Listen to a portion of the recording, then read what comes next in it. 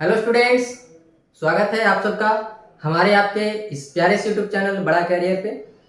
आज reproduction in organism का chapter lecture number 7 है और आज के लेक्चर में हमारा टॉपिक रहेगा सेक्सुअल रिप्रोडक्शन। आज का टॉपिक हमारा सेक्सुअल रिप्रोडक्शन है। इस टॉपिक को कवर करेंगे और सेक्सुअल रिप्रोडक्शन में सबसे पहले हम लोग पढ़ेंगे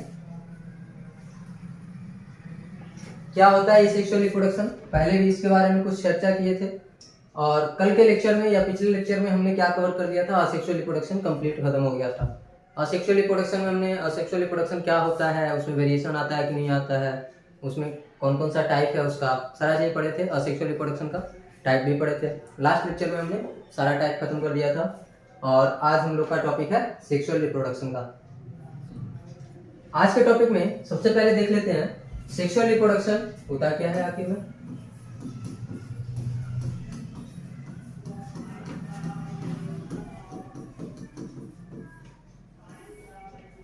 रिप्रोडक्शन तो आप लोग को पता है कि अपने ही जैसे नए ऑर्गेनिज्म के बनाने की प्रक्रिया को रिप्रोडक्शन कहते हैं और ये एक बायोलॉजिकल फिनोमेना है, ठीक है। उसी तरह से असेक्सुअल रिप्रोडक्शन और सेक्सुअल रिप्रोडक्शन का ही टाइप है, जिसमें असेक्सुअल रिप्रोडक्शन में क्या पढ़े थे, इसमें सिंगल पेरेंट इन्वॉल्व होते हैं। सिंगल पेरेंट इन्वॉल्व होते हैं मतलब एक ही पेरेंट जो है न्यू ऑर्गेनिज्म को प्रोड्यूस कर देते हैं। एक नया ऑर्गेनिज्म प्रोड्यूस करने के लिए सिंगल पेरेंट की आवश्यकता होती है, किसमें, असेक्सुअल रिप्रोडक्शन में। और सेक्सुअल रिप्रोडक्शन में भी सिंगल पेरेंट और टू पेरेंट। सिंगल पेरेंट भी रिप्रोड्यूस कर सकते हैं और दो पेरेंट भी रिप्रोड्यूस कर सकते हैं। टू पेरेंट में यहाँ पे मेल और फीमेल आना चाहिए, अपोजिट सेक्स के होने चाहिए, मेल एंड फीमेल, ठीक है। और सिंगल पेरेंट कैसे रिप्रोड्यूस कर सकते हैं, मान लो प्लांट के केस में बाइसेक्सुअल प्लांट है। बाइसेक्सुअल प्लांट क्या होता है भाई, या फिर एनिमल के केस में हर्माफ्रोडाइट बोलते हैं। अभी समझा रहे हैं क्या है ये।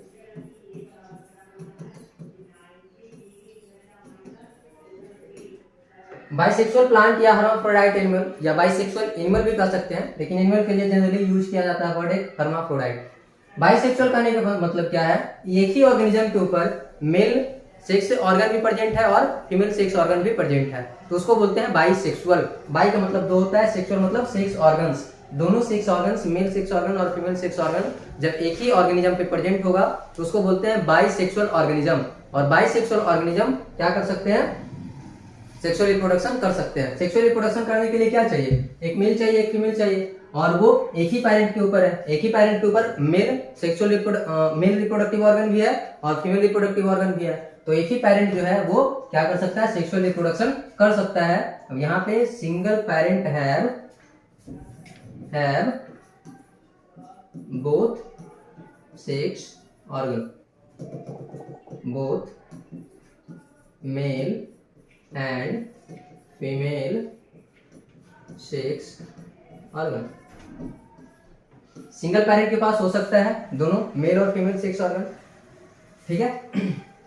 और एनिमल के लिए, बाइसेक्सुअल के लिए एक टर्म होता है, एनिमल में यूज करते हैं, उसको बोलते हैं हर्माफ्रोडाइट। हर्माफ्रोडाइट का मतलब भी बाइसेक्सुअल ही होता है। वैसे एनिमल जिसके पास एक ही ऑर्गेनिज्म के पास दोनों सेक्स ऑर्गन है, मेल सेक्स ऑर्गन भी और फीमेल सेक्स ऑर्गन भी, वो एनिमल क्या होता है, हर्माफ्रोडाइट एनिमल होता है। जैसे एग्जांपल का बात कर ले हर्माफ्रोडाइट एनिमल का, तो अर्थवर्म देखे होंगे, नाम भी सुने होंगे, अर्थवर्म।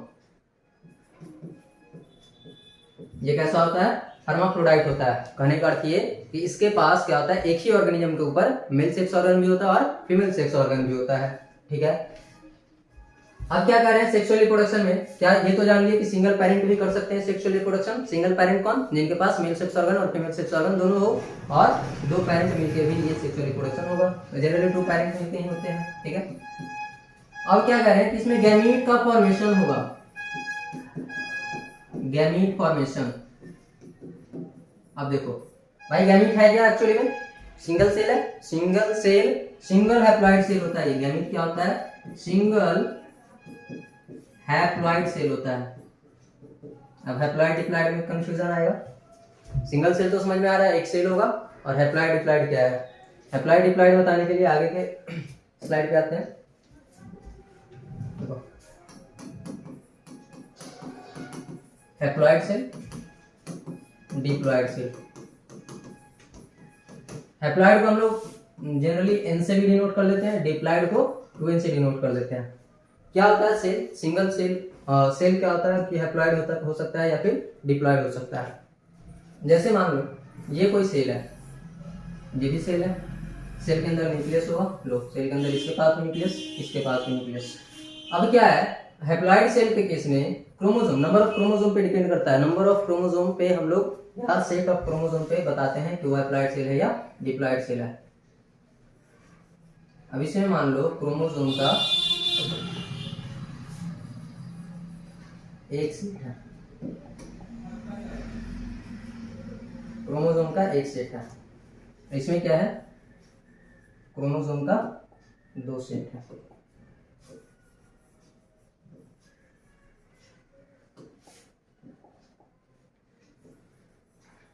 न्यूक्लियस के अंदर क्रोमोसोम होता है। जिस सेल के न्यूक्लियस के अंदर क्रोमोसोम का एक सेट है उस सेल को बोलते हैं हैप्लॉइड सेल, और जिस सेल के न्यूक्लियस के अंदर क्रोमोसोम का दोनों सेट है उस सेल को बोलते हैं डिप्लॉइड। देखो यहाँ पे 2 सेट है, यहाँ पे 2 सेट है, यहाँ पे सिंगल सेट है, ठीक है। तो क्या बोलेंगे कि जिस सेल के अंदर क्रोमोसोम का सिंगल सेट हो उस सेल को बोलते हैं हैप्लॉइड सेल, और जिस सेल के अंदर क्रोमोसोम का डबल सेट हो, 2 सेट हो, उसको क्या बोलते हैं, डिप्लॉइड सेल। या फिर सिंपली कह सकते हैं क्रोमोसोम पेयर में प्रेजेंट है। देखो क्या है, एक क्रोमोसोम, इसके पेयर में दूसरा क्रोमोसोम, और इन दोनों क्रोमोसोम को क्या बोलते हैं, होमोलोगस क्रोमोसोम। जब क्रोमोसोम पेयर्स में होते हैं तो एक दूसरे क्रोमोसोम को क्या बोला जाता है, होमोलोगस क्रोमोसोम। तो यहाँ पे ये दोनों क्रोमोसोम एक दूसरे पे होमोलोगस हैं, और ये सेल कैसा होगा, डिप्लॉइड सेल होगा, ठीक है। समझ में आया है सेल, हैप्लॉइड, डिप्लॉइड। ये गैमीट कैसा होता है, हैप्लॉइड सेल होता है, हैप्लॉइड सिंगल सेल होता है और हैप्लॉइड होता है। कहने का अर्थ ये कि इसके सेल में क्रोमोसोम का जो सेट होगा वो एक ही होगा, सिंगल सेट होगा, ठीक है। और गैमीट ऑलवेज हैप्लॉइड होता है, ये बात ध्यान रखिएगा। गैमीट क्या होता है, ऑलवेज हैप्लॉइड, ऑलवेज हैप्लॉइड, ठीक है। तो इसमें क्या होगा भाई, गैमीट फॉर्मेशन होगा सेक्सुअल रिप्रोडक्शन में। असेक्सुअल रिप्रोडक्शन के केस में क्या था, गैमीट फॉर्मेशन हो भी सकता है, गैमीट फॉर्मेशन नहीं भी हो सकता है, लेकिन यहाँ पे क्या है, गैमीट फॉर्मेशन होगा ही होगा, ठीक है। अब क्या होगा गैमीट फॉर्मेशन के बाद, गैमीट का फ्यूजन भी होगा। क्या बोल रहे हैं, गैमीट फ्यूजन भी होगा। चलो सबसे पहला काम क्या हो गया, गैमीट फॉर्मेशन।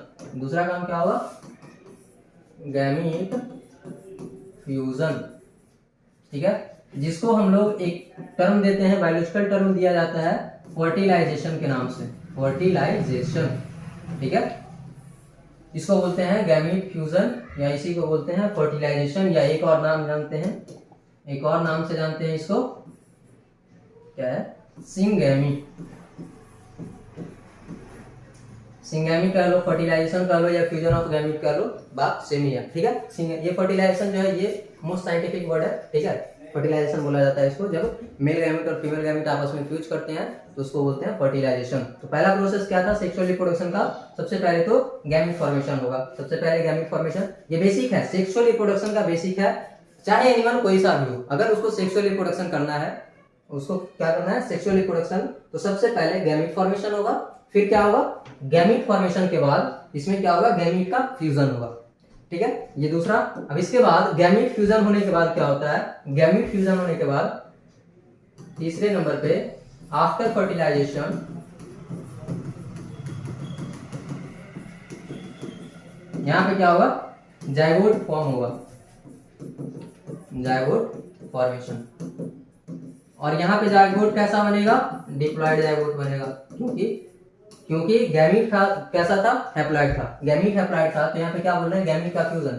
ये गैमीट है, हैप्लॉइड है, ये गैमीट है, हैप्लॉइड है, दोनों में फ्यूजन होगा तो कैसा गैमीट बनेगा, डिप्लॉइड गैमीट बनेगा।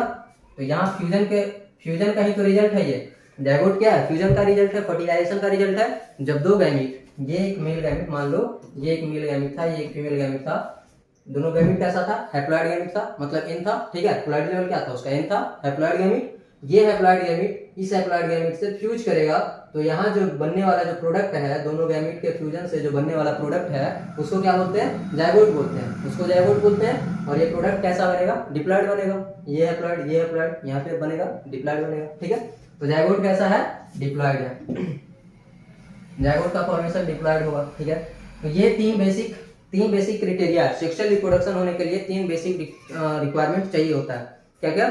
सबसे पहला गैमेट फॉर्मेशन, गैमेट फ्यूजन और तीसरा जायगोट फॉर्मेशन। ये तीन बेसिक नीड है किसी भी सेक्सुअल रिप्रोडक्शन को प्रोसेस करवाने के लिए, ठीक है। चाहे वो ऑर्गेनिज्म कैसा भी हो, चाहे वो ऑर्गेनिज्म छोटा हो बड़ा हो, मतलब कि बहुत ज़्यादा दिन तक जीने वाला हो कम दिन तक जीने वाला हो, इससे फर्क नहीं पड़ता है। इससे फर्क नहीं पड़ता है कि उसमें सेक्सुअल रिप्रोडक्शन कैसे होगा। सेक्सुअल रिप्रोडक्शन का तीन बेसिक नीड है, चाहे वो ऑर्गेनिज्म कैसा भी हो। ये तीन बेसिक नीड जब तक कंप्लीट नहीं करेगा तब तक वो सेक्सुअल रिप्रोडक्शन नहीं कर सकता। या फिर यूँ बोल लो कि सेक्सुअल रिप्रोडक्शन करने के लिए ये तीन चीज़ें करना पड़ेगा। उस ऑर्गेनिज्म को तीन चीज़ें करना पड़ेगा। क्या क्या? गैमेट फॉर्मेशन करना पड़ेगा, गैमेट का फ्यूजन करवाना पड़ेगा और जायगोट का फॉर्मेशन। उसके बाद क्या होगा? जायगोट फॉर्म होने के बाद जायगोट का डेवलपमेंट, जायगोट डेवलप करेगा और किसमें कन्वर्ट हो जाएगा? Develop to form new organism. Develop to form new organism. अब यहाँ पे डेवलप करके नया ऑर्गेनिज्म बनाएगा। हमको यही तो करना था, रिप्रोडक्शन में यही तो करना होता है, नया ऑर्गेनिज्म बनाओ, ठीक है। ये तो रिप्रोडक्शन है। अब क्या बोल रहे हैं? नया ऑर्गेनिज्म बन गया, चलो। अब क्या बोल रहे थे कि जो असेक्सुअल रिप्रोडक्शन पढ़े हम लोग, कि वो असेक्सुअल रिप्रोडक्शन क्या था?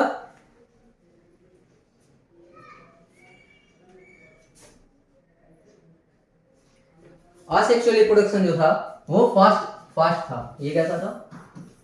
Fast, less complex.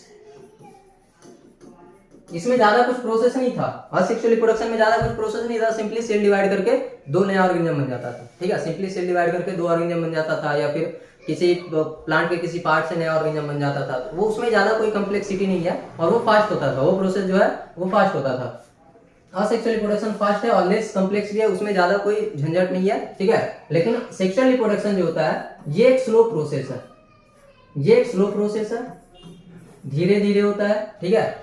किसके कंपैरिजन में? असेक्सुअल के कंपैरिजन में। ऐसा नहीं कि मतलब कि एकदम धीरे होता है कि 12 साल 14 साल पे एक बार होगा सेक्सुअल रिप्रोडक्शन, ऐसा भी नहीं है। किससे कंपैरिजन कर रहे हैं? असेक्सुअल से कंपैरिजन कर रहे हैं, ठीक है। असेक्सुअल के कंपैरिजन में सेक्सुअल रिप्रोडक्शन जो है ये एक स्लो प्रोसेस है। और क्या होता है इसमें?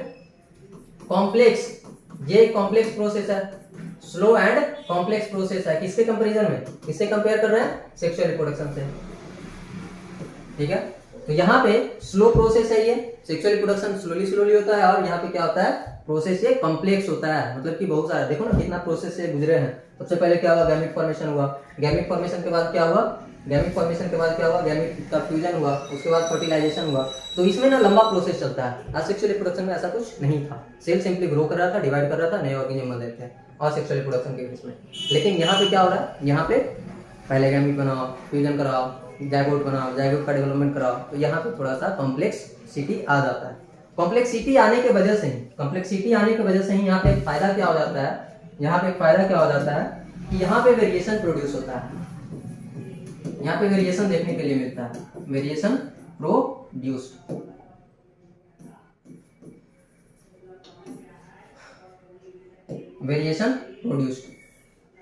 इस वाले केस में क्या होता है? वेरिएशन देखने के लिए मिलता है। वेरिएशन का मतलब क्या हुआ? चेंज देखने के लिए मिलता है। ऐसा देखो, हम लोग में क्या होता है ना, हम लोग अपना एग्जांपल लेते हैं ह्यूमन से। ह्यूमंस में क्या होता है कि हम लोग जब रिप्रोडक्शन करते हैं, ह्यूमंस में जब रिप्रोडक्शन होता है तो जो पेरेंट प्रोजेनी बनता है, जो उनके बच्चे जन्म लेते हैं, वो एग्जैक्ट पेरेंट के जैसे नहीं होते हैं।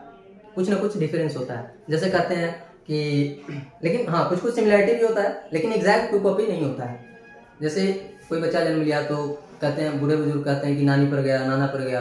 तो क्या होता है? नाना जैसा कुछ रिसेंबल कर रहा होता है, नाना का कुछ कैरेक्टर उसमें आता है, ठीक है। या फिर बड़े होते हैं तो कुछ मतलब कि अपना जो कैरेक्टर है, हुलिया देख के, गुण देख के बोल देते हैं कि नाना वाला गुण है सारा, मामा वाला गुण है, दादा वाला गुण है, तो ऐसा करके बोलते हैं, ठीक है। तो उसमें क्या होता है ना, थोड़ा थोड़ा कैरेक्टर जो है वो रिसेंबल करता है, क्योंकि जिन उन्हीं में से आए हैं। यहाँ पे क्या होता है? जिन उनमें से आते हैं, इस वजह से क्या होता है? कुछ कैरेक्टर रिसेंबल करता है, लेकिन 100% कैरेक्टर रिसेंबल नहीं कर सकता।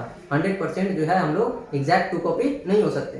क्यों? क्योंकि उसमें चेंजेस आता है। चेंजेस का मेन कारण क्या है, मेन कॉज क्या है? यहाँ पे जो गैमीट का फॉर्मेशन हो रहा है ना, चेंज आने का, वेरिएशन आने का जो मेन कॉज है गैमीट फॉर्मेशन है। गैमीट फॉर्मेशन के समय पे क्या होता है? मियोसिस होता है। मियोसिस होता है एक कारण ये हो गया और दूसरा कारण क्या हो गया, दूसरा कारण ये हो गया गैमीट का फ्यूजन। गैमीट फ्यूजन होता है तो दो अलग अलग लोगों का गैमीट मिलता है, एक मेल से आता है एक फीमेल से आता है, वो अलग फैमिली से थी ये अलग फैमिली से थे, तो यहाँ पे क्या होता है उनका जीन कुछ अलग इनका जीन कुछ अलग, दोनों का फ्यूजन होने की वजह से जीन का थोड़ा थोड़ा उसमें क्या होता है कैरेक्टर मिक्सिंग होता है।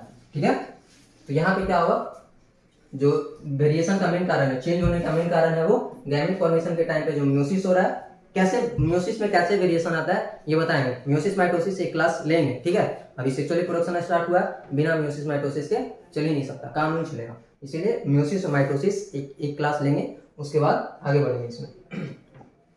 फिर क्या है, गैमेट फ्यूजन के समय पे क्या होता है, दो अलग अलग लोगों का गैमेट मिलता है, दो अलग अलग लोगों का जीन मिलता है, जिसकी वजह से कुछ डिफरेंसेस आते हैं। ठीक है, तो सेक्सुअल रिप्रोडक्शन का जो सबसे मेन फायदा है वो क्या है, इसमें वेरिएशन प्रोड्यूस होता है। अब वेरिएशन क्यों चाहिए, चेंज क्यों चाहिए, हम लोग क्यों नहीं चाहते कि मम्मी पापा जैसा ही रहे, तो फिर तो यही हो जाता ना, जिनके मम्मी पापा गरीब हैं बेटा बेटी भी गरीब हो जाता, जिनके मम्मी पापा बहुत अमीर है बेटा बेटी बहुत अमीर हो जाता, तो ये नहीं होना चाहिए। ठीक है, क्या होता है यहाँ पे कुछ कैरेक्टर्स चेंज करते हैं, कुछ के क्या होते हैं मम्मी पापा बहुत तेज होते हैं, बहुत उनका दिमाग शार्प होता है, लेकिन बेटा बेटी क्या होता है एकदम भोंदू होता है, या फिर कुछ के मम्मी पापा एकदम मतलब स्लो माइंड के होते हैं, बहुत ही स्लो माइंड के होते हैं, बहुत ज़्यादा दिमाग नहीं लगा पाते हैं, लेकिन उनका बेटा बेटी क्या होता है बहुत फास्ट होता है, शार्प माइंड का होता है।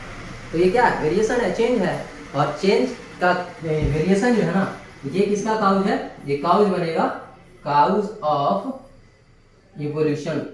इवोल्यूशन का नाम सुने हैं, इवोल्यूशन का नाम, इवोल्यूशन का मतलब क्या होता है, हिंदी में इसको विकास बोलते हैं, विकास करना। ठीक है, तो जो भी विकास होगा, जो भी इवोल्यूशन आएगा वो किसके वजह से आएगा, चेंज होने की वजह से, चेंज होने की वजह से, वेरिएशन की वजह से इवोल्यूशन होगा। ठीक है, तो जो मेन काउज ऑफ इवोल्यूशन है वो क्या है, सेक्सुअल रिप्रोडक्शन। सेक्सुअल रिप्रोडक्शन जो है ये मेन काउज है इवोल्यूशन का, और भी पढ़ेंगे इवोल्यूशन का क्या क्या काउज है, तो जब स्टार्ट होगा चैप्टर इवोल्यूशन वाला। ठीक है, चलो इतना समझ में आया है, सेक्सुअल रिप्रोडक्शन का ये बेसिक है। और क्या बोले कि रिप्रोडक्शन करना है, अगर सेक्सुअल रिप्रोडक्शन किसी ऑर्गेनिज्म को करना है तो उसको क्या करना पड़ेगा, गैमेट बनाना पड़ेगा, गैमेट का फ्यूजन करवाना पड़ेगा, और फर्टिलाइज उसके बाद क्या होगा, गुड जायगोट बनेगा, तो जायगोट का डेवलपमेंट भी होना जरूरी है, तभी वो सेक्सुअल रिप्रोडक्शन कर सकता है। ठीक है, ये बेसिक नीड है, चाहे वो कोई भी ऑर्गेनिज्म हो, कितना भी कॉम्प्लेक्स ऑर्गेनिज्म हो, कितना भी सिंपल ऑर्गेनिज्म हो, अगर उसको सेक्सुअल रिप्रोडक्शन करना है, गैमेट बनाना पड़ेगा, गैमेट का फ्यूजन करना पड़ेगा, और फ्यूजन के बाद जायगोट बनेगा तो उसका डेवलपमेंट भी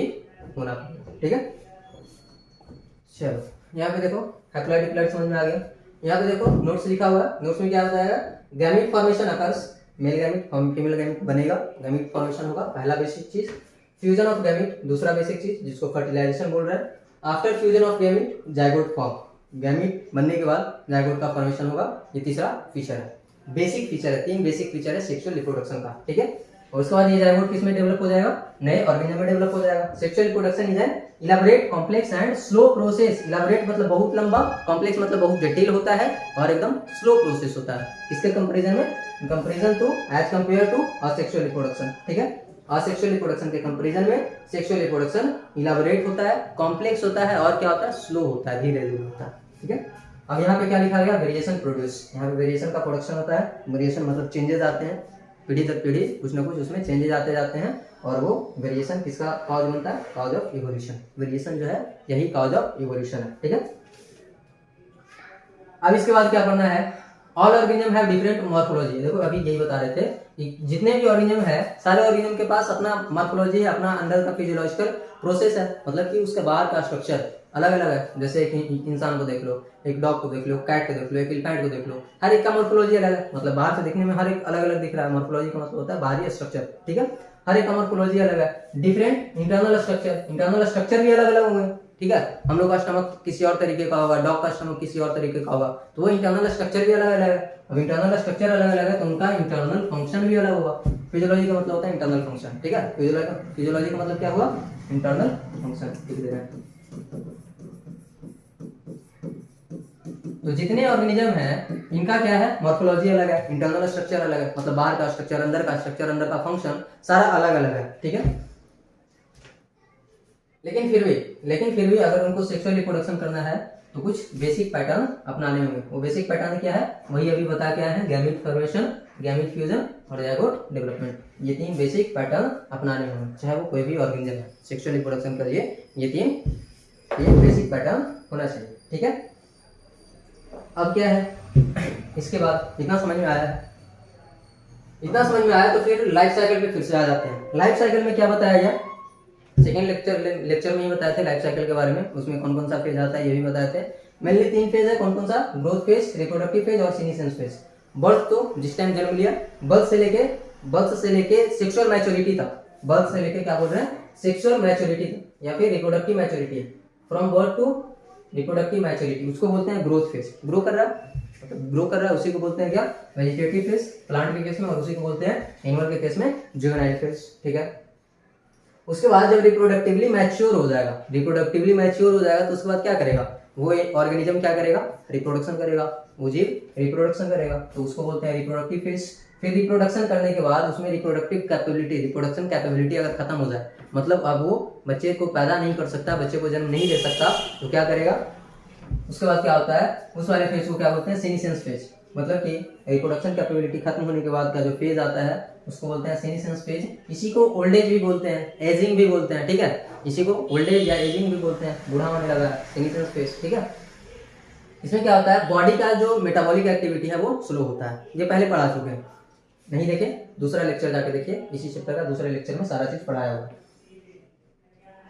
अब हम लोग को क्या पढ़ना है, हम लोग को तो ये पढ़ना है, रिप्रोडक्टिव फेज के बारे में जानना है, थोड़ी ना ग्रोथ के बारे में जानना है या फिर सीनिसेंस फेज के बारे में जानना है। अपने को क्या पढ़ना है, अपने को पढ़ना है रिप्रोडक्टिव फेज के बारे में। लेकिन रिप्रोडक्टिव फेज आएगा कब, आएगा कब, जब ग्रोथ फेज को क्रॉस करेगा तब आएगा रिप्रोडक्टिव फेज, ठीक है। तो इसके लेंथ के आधार पे कि ये कितना दिन चला, ये कितना दिन चलने वाला है, इसके लेंथ के आधार पे प्लांट का अलग अलग टाइप पढ़ना होता है। वेजिटेटिव फेज और रिप्रोडक्टिव फेज के लेंथ के आधार पे, लेंथ ड्यूरेशन के आधार पे क्या डिफाइन किया गया, प्लांट का टाइप, अलग अलग तरह के प्लांट होते हैं, ठीक है। कौन कौन से प्लांट होते हैं भाई, देखो क्या लिखा, types of plant on the basis of length of vegetative and reproductive phase. Types of plant पढ़ना है किसके बेसिस पे, on the basis of length या फिर ड्यूरेशन बोल लो, कितने लंबे समय के लिए होता है, duration of vegetative and reproductive phase. Vegetative phase कितने समय के लिए चलेगा, रिप्रोडक्टिव फेज कितने समय के लिए चलेगा, उसके बेसिस पे प्लांट का अलग अलग टाइप पढ़ना है। कितने टाइप पढ़ना है, 3 टाइप पढ़ना है, सिर्फ 3 टाइप पढ़ना है। कौन कौन सा, एनुअल, बेनियल और पेरिनियल। एनुअल प्लांट वो प्लांट होते हैं जो अपने मतलब कि अपना पूरा लाइफ साइकिल एक ही साल में कंप्लीट कर दे या एक ही सीजन में कंप्लीट कर दे, ठीक है, उसको बोलते हैं एनुअल। क्या होगा यहाँ पे, कंप्लीट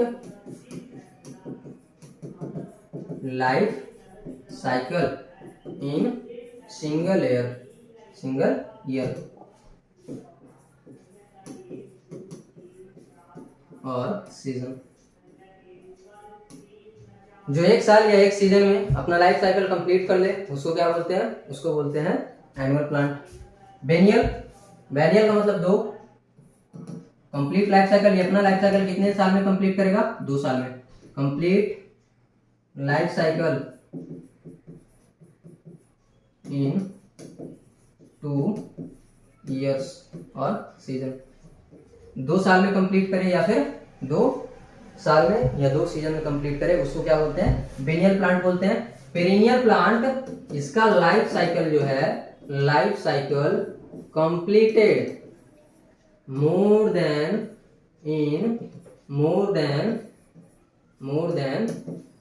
2 years और सीजन्स। जिसका लाइफ साइकिल 2 से अधिक, 2 में अगर कंप्लीट हो रहा है, जिसका लाइफ साइकिल 2 साल या 2 सीजन में कंप्लीट हो रहा है, उसको क्या बोलते हैं, उसको बेनियल प्लांट बोलते हैं। और 2 से अधिक साल में अगर कंप्लीट हो रहा है लाइफ साइकिल तो उसको पेरिनियल प्लांट बोलते हैं। अगर एक ही साल में या एक ही सीजन में कंप्लीट हो जा रहा है किसी प्लांट का लाइफ साइकिल तो उसको एनुअल प्लांट बोलते हैं। एनुअल प्लांट जैसे देख लो धान गेहूं एक ही सीजन में कंप्लीट हो जाता है, धान गेहूं वगैरह जितना भी क्रॉप्स होता है वो एनुअल प्लांट होते हैं, एनुअल प्लांट। और एनुअल प्लांट कैसे होते हैं, ये मोनोकार्पिक प्लांट होते हैं। अब ये नया टर्म आ गया, मोनोकार्पिक क्या है सर, ये बताइए।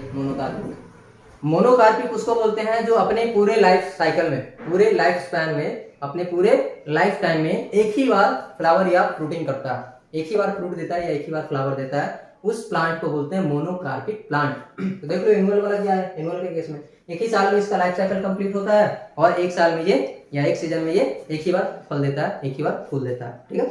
तो वैसे प्लांट जो अपने पूरे लाइफ टाइम में एक बार फ्लावर दे, एक बार फ्रूट दे, उसको क्या बोलते हैं, मोनोकार्पिक प्लांट बोलते हैं।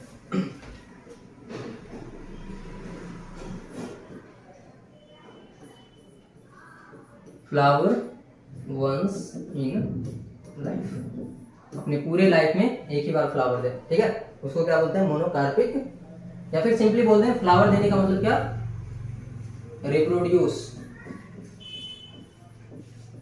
Once in life. अपने पूरे लाइफ काल में अगर एक ही बार रिप्रोडक्शन कर रहा है वो प्लांट, जो अपने पूरे लाइफ साइकिल में एक ही बार रिप्रोडक्शन कर रहा है, उस प्लांट को बोलेंगे मोनोकार्पिक प्लांट। दो तरह के प्लांट होते हैं, मोनोकार्पिक प्लांट और पॉलीकार्पिक प्लांट। पॉलीकार्पिक प्लांट कौन होंगे, इसमें आएंगे पॉलीकार्पिक प्लांट पेरेनियल वाला में, ठीक है, जो 2 साल से ज्यादा तक जीवित रहेगा। बेनियल भी कैसा होता है, ये भी मोनोकार्पिक ही होता है, मोनोकार्पिक ही होता है, ये भी कैसा होता है, मोनोकार्पिक। पेरेनियल कैसा होता है, पेरेनियल जो है दोनों टाइप का हो सकता है, मोनोकार्पिक भी हो सकता है और क्या हो सकता है, पॉलीकार्पिक भी हो सकता है, पॉलीकार्पिक। पेरेनियल दोनों टाइप का हो सकता है, मोनोकार्पिक और पॉलीकार्पिक दोनों। पॉलीकार्पिक वो होता है जो अपने पूरे लाइफ साइकिल में, पॉलीकार्पिक वो होता है जो अपने पूरे लाइफ साइकिल में एक से ज्यादा बार रिप्रोडक्शन करे या एक से ज्यादा बार फल फूल दे। जैसे आम का पेड़ देख लो, आम का क्या होता है, लाइफ साइकिल बहुत लंबा होता है, 20 साल 50 साल तक होता है, और उसमें क्या होता है, वो एक ही बार फल देता है, नहीं बार बार फल देता है, हर एक साल फल देता है वो, ठीक है। तो वहाँ पे क्या हो रहा है, उसका मतलब वो कैसा प्लांट हो जाएगा, वो पेरिनियल प्लांट हो जाएगा, क्योंकि वो बहुत ज्यादा बार फल देता है, ठीक है, एक से ज्यादा बार फल देता है। और उसका चूंकि पेरिनियल क्यों हो गया, पेरिनियल हो गया क्योंकि वो उसका लाइफ साइकिल 2 साल से ज्यादा है, उसका लाइफ साइकिल 2 साल से ज्यादा है। और पॉलीकार्पिक क्यों होता है, पॉलीकार्पिक क्यों है वो मैंगो प्लांट, क्योंकि वो हर एक साल फल देता है, मतलब लाइफ साइकिल में, लाइफ काल में, अपने जीवन काल में एक से ज्यादा बार वो फल देता है, ठीक है। अब क्या बता रहे हैं, इसका मतलब क्या है, एक ही साल में इसका लाइफ साइकिल कंप्लीट हो जाएगा। मान लो कि ये कोई सीड है, ये कोई प्लांट का सीड है, अच्छे से प्लांट का सीड, ये कोई प्लांट का सीड है, ये प्लांट सीड को हमने भूमि में डाल दिया, ऐसे करके डाल दिया, तो यहाँ से क्या निकल गया, एक प्लांट निकल गया, ठीक है, नीचे रूट आ गया होगा, एक प्लांट बन गया यहाँ से। तो यहाँ से सीड से प्लांट बनने तक का, सीड से प्लांट बनने तक का, उसके बाद प्लांट मैच्योर होगा, रिप्रोडक्टिवली मैच्योर होगा।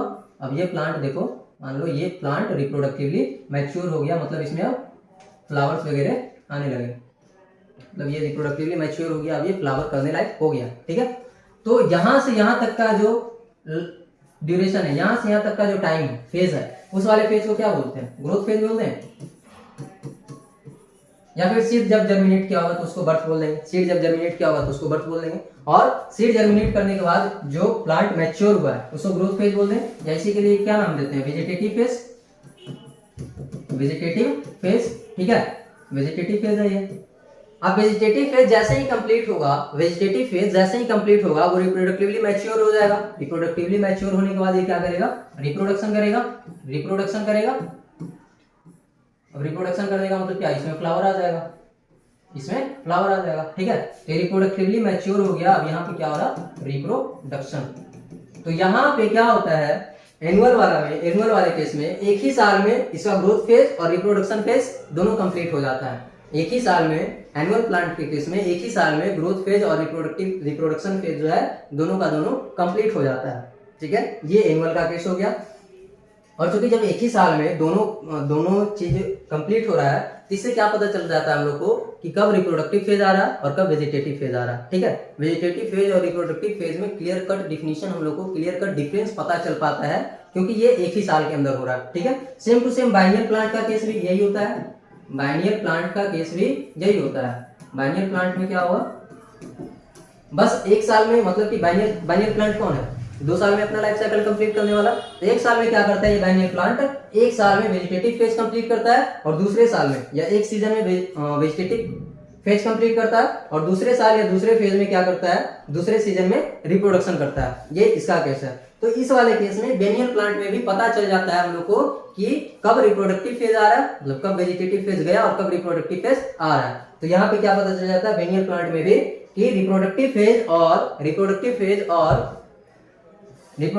और वेजिटेटिव फेज के बीच में क्लियर कट डिफरेंस पता चल पाता है कि कब ये आया, कब वेजिटेटिव फेज गया और कब रिप्रोडक्टिव फेज आया। ठीक है, तो क्लियर कट डिफिनेशन पता चल पाता है। क्या बोले इसमें, annual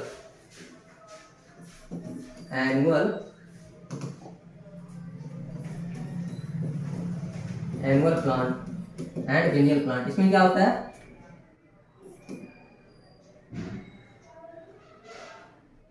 clear cut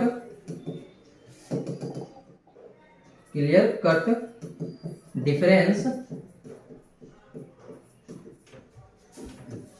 scene between vegetative and reproductive phase.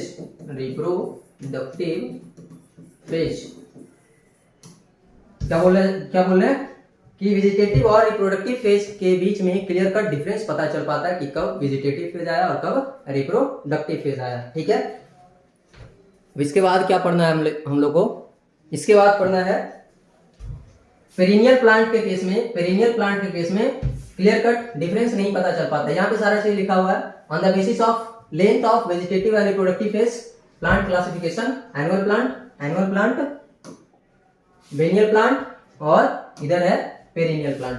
ठीक है, समझ में आया।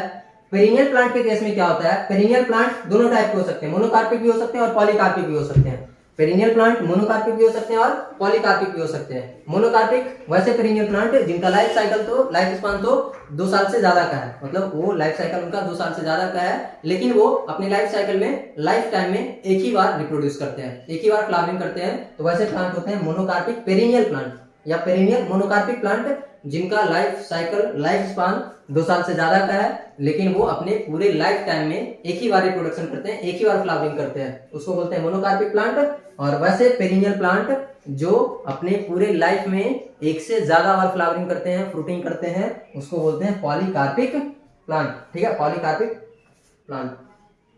मोनोकार्पिक प्लांट का 2 एग्जांपल याद रखना, मोस्ट इंपॉर्टेंट एग्जांपल है। अच्छा, मोनोकार्पिक प्लांट जो है इसमें भी रिप्रोडक्टिव फेज और वेजिटेटिव फेज के बीच में क्लियर कट डिफरेंस पता चलता है। और इस वाले केस में सिर्फ ये एकदम इंपॉर्टेंट है, इसको याद रखना है कि पॉलीकार्पिक या पेरिनियल प्लांट, सिंपली पेरिनियल पूछा जाता है, पॉलीकार्पिक मोनोकार्पिक अलग करके नहीं पूछता है। लेकिन जब भी पूछे पेरिनियल प्लांट के बारे में, तो पेरिनियल प्लांट में क्लियर कट वेजिटेटिव और रिप्रोडक्टिव फेज के बीच में क्लियर कट डिफरेंस एब्सेंट होता है। क्लियर कट डिफरेंस पता ही नहीं चलता है कि कब वेजिटेटिव फेज आ रहा है, कब रिप्रोडक्टिव फेज आ रहा है। क्यों का मतलब यहां समझो। देखो, ये कोई सीड था, अब इसको हमने बोया, यहां से क्या बना, एक प्लांट बना। यहां से यहां तक का जो प्लांट बन के ग्रोथ हो गया, मान लो प्लांट बन के ग्रो कर गया, इसको क्या बोल रहे हैं, वेजिटेटिव फेज बोल रहे हैं। ठीक है, मान लो कि इसको ग्रो करने में 5 साल लगा। पेरिनियल प्लांट है ना, 10 साल, 15 साल, 20 साल, 25 साल, 100 साल, 150 साल, जितना मन करे उतना जिएगा, मतलब जिसका जितना लाइफ स्पान। पेरिनियल का मतलब क्या, 2 साल से ज्यादा जिएगा ये। ठीक है, तो मान लो कि ये 5 साल में वेजिटेटिव फेज अपना कंप्लीट किया। इसका वेजिटेटिव फेज कितना का था, 5 साल का था। चलो, पहला तो पता चल गया 5 साल का वेजिटेटिव फेज था। अब 6ठे साल में ये क्या करेगा, फ्लावरिंग करेगा। ये कंप्लीट मैच्योर हो गया, तो यहाँ से 6ठे साल में फ्लावरिंग करेगा, मतलब रिप्रोडक्शन करेगा। चलो, रिप्रोडक्शन करके क्या कर दिया, फ्लावर। रिप्रोडक्शन का मतलब क्या, फ्लावरिंग करेगा, फ्लावर देगा। ठीक है, अब क्या हुआ, अब एक बार तो फ्लावरिंग दे लिया, कैसा प्लांट पड़ गया, पॉलीकार्पिक। एक ही बार फ्लावर देगा नहीं, अपने लाइफ टाइम में बहुत बार फ्लावर देगा। चलो, पहली बार फ्लावर दे दिया, ये फर्स्ट फ्लावरिंग था इसका अपनी पूरे लाइफ साइकिल का फर्स्ट फ्लावरिंग था। अब फर्स्ट फ्लावरिंग करने के बाद इसमें फिर ग्रोथ होगा, मतलब इसमें क्या हो रहा है, फिर वेजिटेटिव फेज आ रहा है, इसमें फिर वेजिटेटिव फेज आ रहा है, फिर ये रिप्रोडक्शन करेगा। तो एक्चुअली में हम लोग किसको बोलें कि कौन वेजिटेटिव फेज है, कौन रिप्रोडक्टिव फेज है, यहीं पे कंफ्यूजन होता है। इसी वजह से कहते हैं कि जो पेरिनियल पॉलीकार्पिक प्लांट होते हैं, पेरिनियल पॉलीकार्पिक प्लांट, उसमें क्लियर कट डिफरेंस नहीं पता चलता है वेजिटेटिव फेज और रिप्रोडक्टिव फेज के बीच का। ठीक है, समझ में आया इतना। अब याद क्या रखना है हम लोग को याद रखना है मोनोकार्पिक पेरिनियल प्लांट का एग्जांपल, मोस्ट इंपॉर्टेंट एग्जांपल है, एनसीईआरटी में दिया हुआ है, नीट में भी पूछा हुआ है। ठीक है, क्या याद रखना है, पहला मोनोकार्पिक पेरिनियल प्लांट है वो बम्बू है। ये अपने इसका लाइफ स्पान तो बहुत बड़ा होता है, 50 से 100 साल तक जीता है, लेकिन ये अपने पूरे लाइफ साइकिल में, पूरे लाइफ टाइम में एक ही बार रिप्रोडक्शन करता है। और वो कब करता है? 50 से 100 साल के लगभग में, ठीक है। 50 से 100 साल में वो एक ही बार रिप्रोडक्शन करता है। रिप्रोडक्शन करने के बाद इसका डेथ हो जाता है, ठीक है। बम्बू प्लांट का रिप्रोड्यूस करने के बाद इसमें डेथ हो जाता है इसका, ठीक है। समझ आया? तो कैसा प्लांट हो गया? मोनोकार्पिक प्लांट हो गया, अपनी पूरे लाइफ साइकिल में एक ही बार रिप्रोडक्शन किया। मोनोकार्पिक पेरिनियल क्यों बोल रहे हैं? क्योंकि इसका लाइफ स्पान 2 साल से ज्यादा का है। नीला कुरेंजी, नीला कुरेंजी इसका पूरा नाम याद रखना है, साइंटिफिक नेम एस्ट्रोबिलेंथस कुंथियाना। एस्ट्रोबिलेंथस कुंथियाना ये इसका बायोलॉजिकल नेम है, और इसका जो कॉमन नेम हम लोग हिंदी में बोलते हैं वो नाम है नीला कुरेंजी। ये 12 साल में एक बार फूल देता है और उसके बाद ये डेथ कर जाता है। 12 साल में एक ही बार फूल देता है और डेथ कर जाता है। तो क्या हो गया? पेरिनियल प्लांट हो गया, क्योंकि 2 साल से ज्यादा तक जीवित है। और मोनोकार्पिक क्यों हो गया? क्योंकि अपने पूरे लाइफ स्पान में एक ही बार रिप्रोडक्शन कर रहा है। कितने साल में? 12 साल में, ठीक है। ये पाया कहाँ जाता है? वेस्टर्न घाट पे। वेस्टर्न घाट, इंडिया के वेस्टर्न घाट पे पाया जाता है। इंडिया का वेस्टर्न घाट कौन सा होगा? ये इंडिया का मैप बनाते हैं ऐसे करके, नीचे में ये श्रीलंका है, इससे अपने को लेना देना नहीं। ये साउथ इंडिया दिख रहा है, ये पूरा साउथ इंडिया है। साउथ का भी वेस्टर्न बोले तो पश्चिम वाला भाग, तो ये जो घाट होता है इधर का जो एरिया है इसको बोलते हैं वेस्टर्न घाट। इसको क्या बोलते हैं? वेस्टर्न घाट। और इधर ज्यादातर मिलते हैं ये वेस्टर्न घाट के कौन कौन से रीजन में? Hilly area of Kerala, Kerala के हिली एरिया में, पहाड़ी क्षेत्र में, तमिलनाडु के पहाड़ी क्षेत्र में और कर्नाटक के पहाड़ी क्षेत्र में, इन सब जगहों पे मिलता है ये नीला कुरेंजी। इसका ब्लू कलर होता है, ब्लू कलर भी होता है, और कैसा कलर होता है? एक और कलर है, ब्लू कलर होता है, और पिंक कलर भी हो सकता है, पिंक पर्पल, ठीक है। ब्लू, पिंक, पर्पल, इन सब कलर का हो सकता है ये। जनरली ब्लू कलर हम लोग पढ़ते हैं। Flower occurs once in 12 year, 12 साल में एक बार फूल आता है। देखा गया था 2006 में फ्लावरिंग करते हुए देखा गया था, फिर 2018 में फ्लावरिंग हुआ था, अब अगला फ्लावरिंग कब होगा? 2030 में होगा, ठीक है। ये रहा फूल भी लेके आए हैं आप लोग के लिए, ये रहा फूल, ठीक है। ब्लू कलर वाला फूल है, पिंक वाला नहीं है। ऐसा होता है, इतना मतलब देखने में खूबसूरत लगता है ना कि उसको लोग टूरिस्ट स्पॉट बना देते हैं। जब ये फ्लावरिंग करता है 12 साल में एक बार, तो लोग उसको टूरिस्ट के वहाँ पे टूरिस्ट स्पॉट बना दिया जाता है उसको, मतलब लोग वहाँ देखने के लिए इसको आते हैं, बहुत दूर दूर से लोग इसको देखने आते हैं, ठीक है। बस खत्म हो गया, आज के लिए इतना ही था। चलिए लेक्चर खत्म करने से पहले एक कोर्स हर दिन की तरफ। आज का क्या कोर्स रहने वाला है?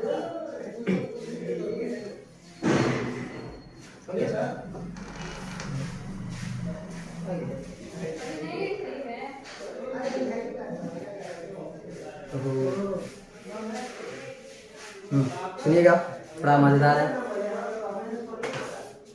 ना संघर्ष, ना संघर्ष ना तकलीफ, तो क्या मजा है जीने में। ना संघर्ष ना तकलीफ, तो क्या मजा है जीने में। बड़े बड़े तूफान थम जाते हैं जब आग लगी हो सीने में। कैसा लगा? अच्छा लगा तो कमेंट करके बताइएगा, लाइक कीजिएगा वीडियो को, और पढ़ते रहिए ऐसे ही मन लगा के, और अपने ही सीने में आग लगाइए, ताकि जो भी तूफान आए, जो भी मुश्किलें आए, उसको आसानी से पार कर सकें। तब तक के लिए जय हिंद।